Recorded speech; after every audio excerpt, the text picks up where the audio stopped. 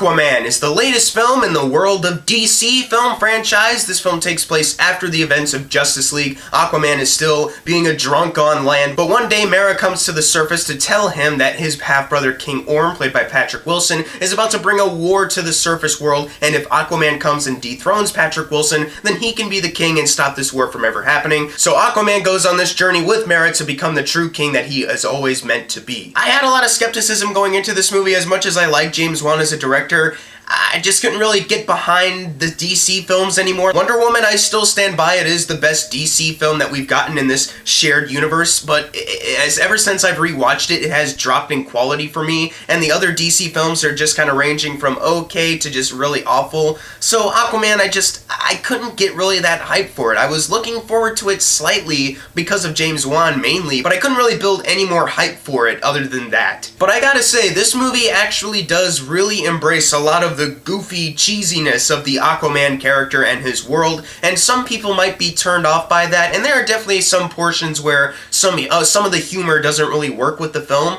but overall I had a fun, decent time with this movie. It's a very decent movie that has definitely a lot of issues, but it's enjoyable enough. There's actually a really cool world here to explore. Atlantis is actually really well designed and really well thought out. The visual effects, at least underwater for the most part, look very fantastic. You see all these sea creatures, some that you know, some that are made a little bit bigger than what you're used to, and then there's just these made up creatures, and they all look so fantastic. They all look really well done. And also with that main third act battle that we get, that's just like CGI galore, but it looks so good. It's like a big bunch of stuff is happening on screen, but you're able to kind of concentrate on everything and just take in all of the details that you're seeing with the visual effects. And that's another thing I wanted to bring up, is that I really do think you could see Aquaman in 3D and not be bothered by it, because there's so much to take in visually, but at the same time it doesn't feel like that your eyes are like watering because of the 3D or anything. Like, I think they did a really good job in that sense. James Wan, very good director, and he actually did his best to make this film work as much as possible. There are a lot of really fun action sequences that occur in this film. What really kind of surprised me is that James Wan used quite a few times like tracking shots for some of the action scenes. You have one early on with Nicole Kidman where she's just beating the crap out of these guards, and it looks like it's one shot overhead and then back to like her eye level. It looks really good. It's so frenetic, but you can take in everything and you can see what's going on.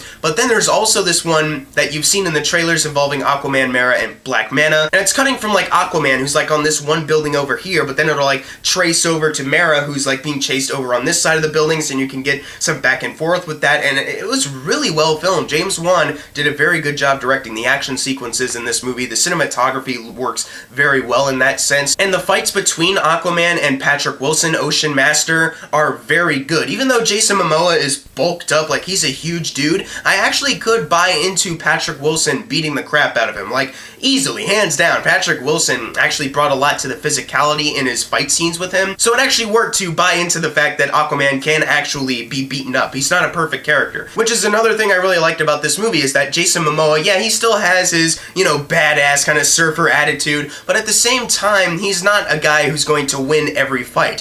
Throughout the movie, and they do make a point to bring this up, he's constantly getting beaten down, and he's not the perfect hero, and he's having doubts about this when it comes to him being the king at this point, and I think they did a really good job with his character, and it just helps that Jason Momoa's performance is just so charismatic that it helps elevate it throughout. Like, you really do want to watch this film because of him. He's just so charismatic that you want to go on this adventure with him. And even Mera, played by Amber Heard, I thought those two had a really good interplay with each other. I do think that if I had to nitpick something about their scenes, is that if you listen closely, you can hear the score kind of change into like this romantic comedy, like boom, boo, boo, doo, doo, doo, doo kind of thing. And it was like, why are you doing that when like the rest of the score is like really good? Like Rupert Gregson-Williams, I believe that's the name. He did the score also for Wonder Woman, and he did another good job with the score on this film. But it's just every now and then you'll hear a little boom, boo, doo, ba, doo, doo, like rom-com score. And I was like, all right, I don't know how to feel about that. But I really did dig into their chemistry in this film. Like, they have have a lot of really great scenes with each other. Not just action scenes, because the action sequences are fantastic, as I've mentioned, but just whenever they're hanging out together, going on this journey with each other. Patrick Wilson as Orm, the Ocean Master, another character that I really liked. He actually has a complicated past that actually sets up why he's such a villain, and I think that really worked for him. He is going down the typical villain, I want to take over all of the armies and gain power over the world, but there is a little bit of a backstory that kind of sets it up, so it makes it work a little bit, and Patrick Wilson, it just helps that his performance is just so good. It's rightfully over the top, which fits it so well, it's an overall summary of this movie, is that it's so rightfully over the top in the way that you can still enjoy it. At least a lot of people will. Nicole Kidman as Aquaman's mom, I actually thought she was a really good addition in this film. She had a lot more to do than I actually expected, so that was really good and I really dug it. And also Willem Dafoe as Vulko, I also really liked him. He's kind of like the teacher to Aquaman when he was alone in his youth, and I thought he had a really good role to play in this one, though it is a little bit more minor. Now there's the side villain that comes up named Black Manta, who's a little complicated for me. When it opens up with this character's storyline, it's like he's in a group of like techno pirates, I think. They don't really do a good job explaining what organization they are, or if they're like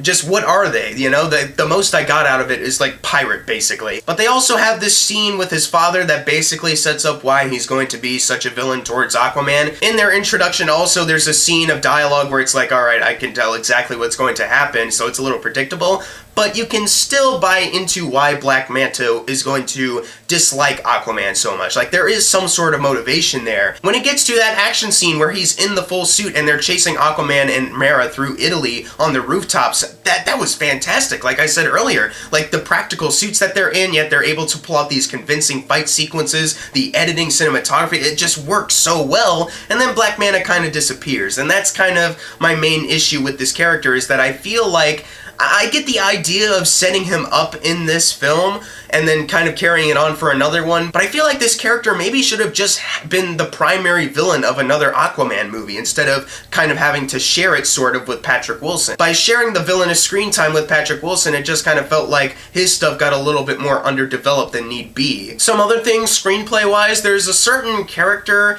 when the movie starts to wrap up and they're kind of portraying it as like a, yeah, good, I'm on your side kind of ending, but when you think back near the beginning of the film, you're kind of like, well, you were doing some pretty bad things though, and no one's going to address that right now.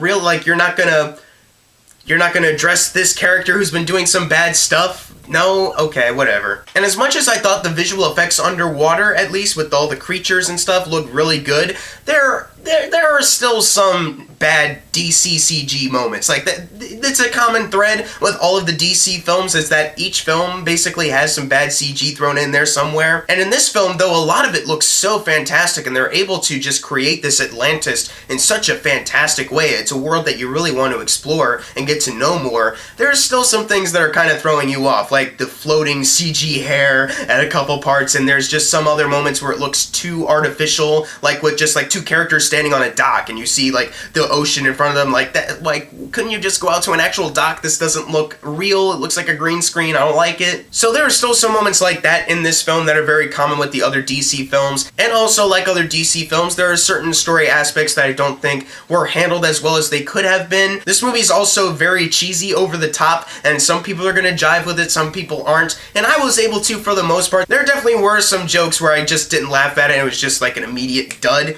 But for the most part, like, there are a couple chuckle-worthy moments. So is it a perfect film? No. But is it a fun one? Yeah, I was actually able to enjoy this one. It's a very decent time. It remains tonally consistent as far as the fun goes, so I can't really say that I was ever disliking this film or I thought it was really boring, even though it is like 2 hours and 20 minutes. I was still really getting into the main adventure stuff that was going on, even if there were some other outside issues that were kind of surrounding it. I'm gonna give Aquaman a B-. I do think there are some story things that could have been touched up on a little bit more, make the story just a little bit stronger. There's some moments where the score kind of dips out of its good territory and into bad rom-com territory. There's some moments where the CG just doesn't really work, and there are moments where the jokes don't really work, and there's moments where the corniness just gets a little bit too much. But overall, I had a lot of fun with the action sequences that James Wan filmed. There's one like that just goes straight horror movie route with all these creatures and Aquaman and Mera like in the middle of the ocean, and there's like this great shot with them. It's like, oh my god, it looks so good. So there are still some moments like that throughout the film that had me entertained. Jason Momoa is a very entertaining lead as this character, and the other characters as well. I didn't really dislike